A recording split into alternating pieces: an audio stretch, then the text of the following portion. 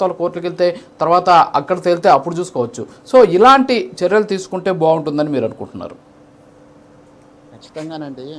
ఏది జరిగినా సరే అంతిమంగా తీర్పు రావాల్సింది న్యాయస్థానాల దగ్గర నుంచే.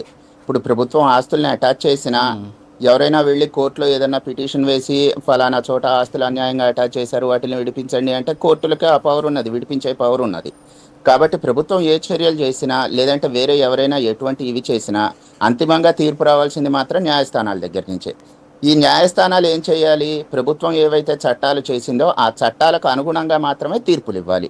కాబట్టి ఇక్కడ ఏంటంటే రెండు అవినాభావ సంబంధం కలిగి ఉన్నాయి. ప్రభుత్వం దీనికి సరైన చట్టాలు ఖచ్చితంగా చేసి తీరాలి. ఆ చట్టాలకు లోబడి న్యాయస్థానం త్వరితగతిన తీర్పులు ఇవ్వాలి. ఈ రెండిట్లో ఏ ఒక్కటి బ్యాలెన్స్ మిస్ అయినా ఖచ్చితంగా అక్రమాలు చేసే వాళ్ళందరూ ప్రశాంతంగా బయట తిరుగుతూనే ఉంటారు. ఖచ్చితంగా ఎప్పుడైతే మనము న్యాయం అనేది ఇందాక నేను చెప్పినట్టు త్వరితగతిన అందించలేదు అంటే అది అన్యాయంతో సమానమే. నాకు ఆకలేసినప్పుడు పెట్టని అన్నము, ఆకలి లేనప్పుడు వచ్చినప్పుడు పెట్టే అన్నం రెండు చాలా విడిగా ఉంటాయి, కానీ రెండు అన్నాలే. మొట్టమొదట ప్రభుత్వాలు చేయవలసిన పని ఏంటంటే తదనుగుణంగా ఇప్పుడు ఏదైతే మీరు చెప్తున్నారో రెవెన్యూ ప్రొటెక్షన్ యాక్ట్ లాగా అటువంటి వాటిల్ని ఇంకాస్త త్వరితగతిన కేసులు ఇవన్నీ తీర్పులు వచ్చేటట్టు సపరేట్ ఫాస్ట్ ట్రాక్ కోర్టులు ఏర్పాటు చేస్తారా, లేదంటే దానికి వేరే రకమైన పేర్లు పెడతారా, ఏదనేది మీ ఇష్టం. ప్రభుత్వం అనేది తదనుగుణంగా ఖచ్చితమైన చట్టాలు చేసి తీరాలి. Point number 1. అందులో ఖచ్చితంగా ఈ నిర్దిష్ట కాలంలోపు ఇటువంటి కేసు యొక్క గ్రావిటీని బట్టి ఈ నిర్దిష్ట కాలంలో ఈ తీర్పు ఖచ్చితంగా వచ్చి తీరాలి అనేది రెండోది ఖచ్చితంగా చెప్పాలి. ఒక చిన్న ఉదాహరణ చెప్తాను నేను. ఇందాక సహచర ప్యానలిస్ట్ సోదరు ఒక ఆయన చెప్పారు, 2014 నుంచి జగన్మోహన్ రెడ్డి గారి మీద ఆర్థిక నేరాలకు సంబంధించి 1,00,000 కోట్ల రూపాయల వర్త్ అంటూ ప్రచారంలో ఉన్న కేసులు ఉన్నాయి. అవి కరెక్టు తప్పు నేను మాట్లాడాను. మనకి ముగ్గురు ముఖ్యమంత్రులు ఉన్నారు. తెలంగాణలో ఒక ముఖ్యమంత్రి గారు, మన ఆంధ్రప్రదేశ్కి సంబంధించిన ఒక ముఖ్యమంత్రి గారు, గత ముఖ్యమంత్రి గారు. వీళ్ళ ముగ్గురికి 2014, 2015లో చంద్రబాబు నాయుడు గారి మీద, రేవంత్ రెడ్డి గారి మీద ఓటుకు నోటు కేసు అని ఒకటి ఉండేది. అది ఇంకా పెండింగ్ కొనసాగుతూనే ఉన్నది.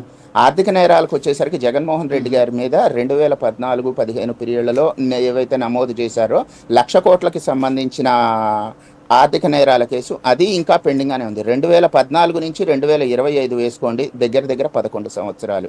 11 సంవత్సరాలు వాళ్ళు నిర్దోషులా? అబ్బాయి ఇందులో ఎటువంటి తప్పు లేదు, వీళ్ళు నిర్దోషులు అని వదలండి. లేదు దోషులా, ఇది వీళ్ళు ఫలానా దోషి, వీళ్ళు ఇందులో తప్పు చేశారు, వీళ్ళకి ఈ రకమైన శిక్షలు విధిస్తున్నాము అని చెప్పండి. 11 ఏళ్ల స్పాన్ అంటే దాదాపు ఒక తరంలో సగం అన్నమాట. ఒక తరం నాశనం అయిపోతుంది. అటువంటి అవినీతి ఉంటే, ఒకవేళ అవినీతి వాళ్ళు నిజంగా చేసి ఉంటే, ఆ అవినీతి పరుల యొక్క పాలనలో ప్రజలు ఉన్నారు అంటే దానికంటే సిగ్గుచేటు ఇంకొకటి ఉండదు. ప్రతి దాన్ని కూలంకుషంగా అంటే ఇక్కడ నేను అడుగుతున్నది ఏంటంటే హర్షవర్ధన్ గారు, ఇప్పుడు మీరు చెప్పినటువంటి కేసులు ఓకే, అవన్నీ కోర్టుల నుంచి తేలుతాయి, అవన్నీ పక్కన పెడదాం. చిన్న ఎగ్జాంపుల్ చెప్తాను నేను మీకు.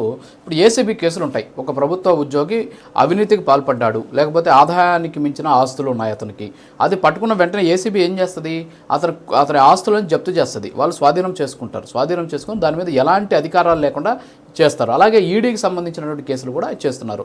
అలాగే పొలిటికల్ లీడర్స్ మీద కూడా ఆర్థిక నేరాలకు పాల్పడినటువంటి వాళ్ళ మీద ఇలాంటి చర్యలు ముందుగానే, అంటే వాళ్ళ ఆస్తులను జప్తు చేసేసి, ఫర్ ఎగ్జాంపుల్ లిక్కర్ స్కామ్ ఉంది, 4,000 కోట్ల అవినీతి జరిగింది. దీంట్లో ఉన్నటువంటి వాళ్ళ ఆస్తులను కానీ వీళ్ళు ముందుగానే సీజ్ చేసేసి తర్వాత కోర్టులకు వెళ్తే కోర్టులో తేల్చినప్పుడు చూసుకుందాం.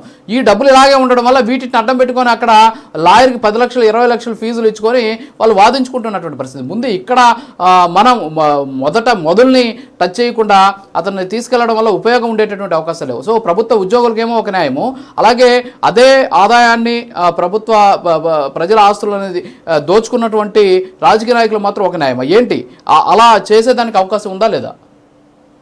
ఒక చిన్న లాజిక్, ఒక చిన్న నేరో బోర్డర్ ఉంటుంది ఇక్కడ. మీరు ఆలోచించండి. ప్రభుత్వం ఏదైనా విధానాలు చేసేటప్పుడు అది ప్రభుత్వం యొక్క సమిష్టి నిర్ణయం. సో ప్రభుత్వం ఏదైనా తప్పు చేసింది అని అంటే తరువాత వచ్చే ప్రభుత్వాలు వాటిని ఇదిగో ఈ తప్పులు చేశాయి, ఫలానా మంత్రి చేశారు, ఫలానా వ్యక్తి చేశారు, లేదంటే ఫలానా వాళ్ళు అని చేస్తారు. వీళ్ళు ఏం చేస్తారంటే వీళ్ళు సొంతగా ఎటువంటి తప్పులు చెయ్యరు. బినామీలు, లేదంటే వేరు కంపెనీలు, లేదా షెల్ కంపెనీలు, ఇటువంటివన్నీ మీరు చూసే ఉంటారు. వీటిల పేరు మీద పెడతారు. ఇప్పుడు మీరు అన్నట్టు దాన్ని రికవర్ చేయాలి. ఈ రికవర్ చేయాల్సిన ఇది ఎక్కడి నుంచి, ఎవరి దగ్గర నుంచి రికవర్ చేయాలి, ఎవరి ఆస్తులు అటాచ్ చేయాలి, ఫలానా ఎక్స్ మంత్రి ఫలానా తప్పు చేయించాడు, ఫలానా ఎక్స్ మంత్రి దగ్గర ఈ తప్పు ఉన్నది, అతని దగ్గర ఏం ఆస్తులు ఉన్నాయి రికవరీ చేయడానికి, అన్నీ పోయి బినామీల దగ్గర ఉన్నాయి. ఈ బినామీ ఆస్తి ఎవరైనా తీసుకువెళ్ళి మీరు అన్నట్టు ప్రభుత్వ వ్యవస్థలు ఏవైనా వాటిని జప్తు చేసి పెట్టారనుకోండి, వాళ్ళు ఖచ్చితంగా ఇప్పుడు నేను ఏదైతే చెప్పానో వాళ్ళు న్యాయస్థానానికి వెళ్తారు. న్యాయస్థానాల దగ్గర నుంచి దీనికి నాకు సంబంధం లేదు, అసలు నన్ను ఎందుకు ఇందులో ఇరికించారు, నా ఆస్తుల్ని నాకు ఫ్రీ చేయండి అని చెప్పి అడుగుతున్నారు. వీటికి ఖచ్చితమైన ఒక నిఘా వ్యవస్థ దగ్గర నుంచి ఖచ్చితమైన చట్టాలు రావాలి. చట్టాలు ఇందాక నేను అంటున్నది కేసులు కేవలం ఉదాహరణే. కాకపోతే వీళ్ళందరూ ఏంటంటే ప్రతి తెలివిగా మొట్టమొదట నేను వాడిన మాట ఉన్నది, ఇంటెలెక్చువల్ క్రిమినల్స్ వీళ్ళందరూ. వాళ్ళు బయటకి రాకుండా వాళ్ళు చేసిన ఆ నేరాలన్నీ బయటికి రానివ్వకుండా చాలా తెలివిగా డబ్బును తీసుకువెళ్ళి దాచుకుంటున్నారు. ఒకళ్ళ పేరు దగ్గర నుంచి ఇంకొకళ్ళ పేరుకి, ఒకళ్ళ పేరు దగ్గర నుంచి ఇంకొకళ్ళ పేరుకి బినామీల రూపంలో ఆస్తులు మారిపోతున్నాయి. కోర్టు ముందు ఎవరిని దోషులుగా నిలబెడతారు?